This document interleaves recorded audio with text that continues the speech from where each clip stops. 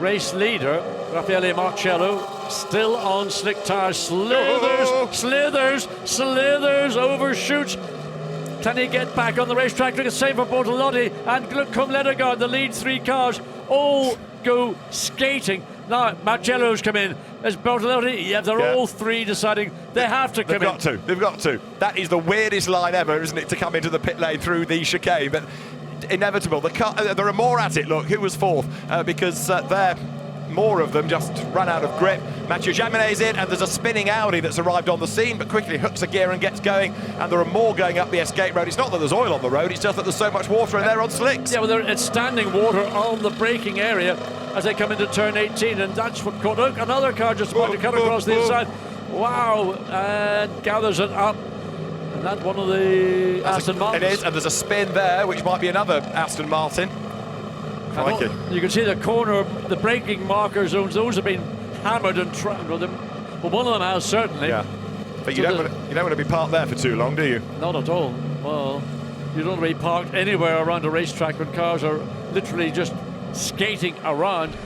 And there is drama now. That might change things completely, because off the road has gone 9-11, and more of them on slick tyres arrive. 3-4 cars involved. Now potentially full course yellow will come. And look, there's another car off the road there heading towards the barrier. The 50 Mercedes slews sideways. There's another Ferrari pirouetting. The yellow flags wave, and Alain Adon is going to have to make a call in a moment. The yellow flags are there, and cars get away from the scene of the crime, diving for the pit lane. Well, the road clears itself.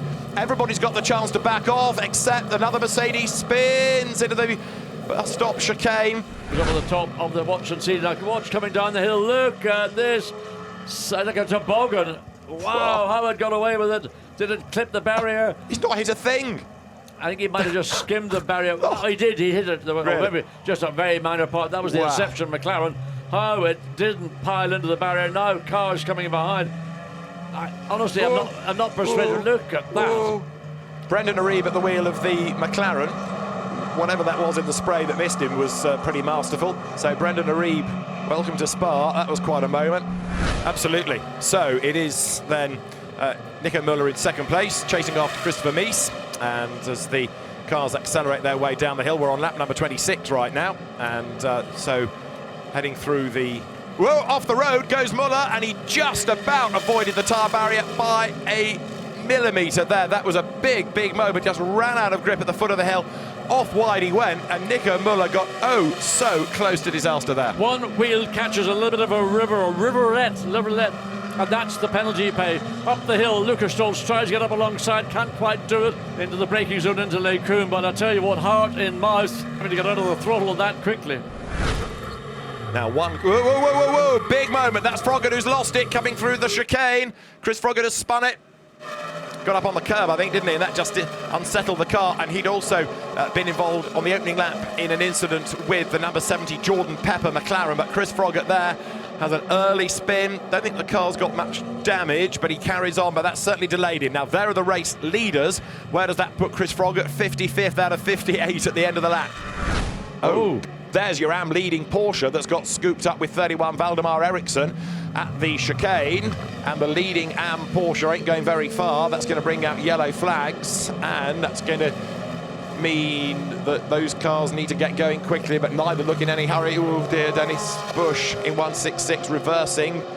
There's 40 going for its drive-through. That gets out of the way. So Dennis Bush has reversed and actually made things a little bit worse in all of this, because he can't get going now. Yes, he can, finally. Phew, drama's over. So, yeah, that was all a bit interesting. A little bit of action. And has the traffic been an impediment to Van Thor? Not much. The gap is down by another tenth. And a big drama there. That's your AM Cup leader off the road, Nicky Leutwiler. He's gone off the road up at the top of Radiant. So 23, Nicky Leutwiler off the road. That's going to bring out the full course yellow, and all of a sudden this is going to shuffle things around, isn't it? This might have played into the hands of the Ferrari, because we're expecting it in this time. Full course yellow in 10 seconds. Here's the replay. That's Nicky Leutwiler. He's got it wrong, hasn't he, coming through Eau Rouge, and it's all wrong coming up Radiant, and that's a big, big hit back and front into the barriers. The only good news, if you like, is that he did that on his own and didn't involve anybody else. And Nick Tandy, who was behind the big accident at the start of the race and went the right way, was behind that one as well and went the right way. So good news for Nick on both occasions. That was in Bruxelles and sent that car around. David and I wondered if that might draw the attention of the stewards. That's the contact that led to the penalty, John. The view I prefer to see is the view from the onboard of 63. And my thought when I saw this is onboard from the car that's at 93. But you want to see the shot, the onboard shot from the 63, which is the shot from the point of view of the Lamborghini. And now he gets down, he's virtually almost wheel to wheel.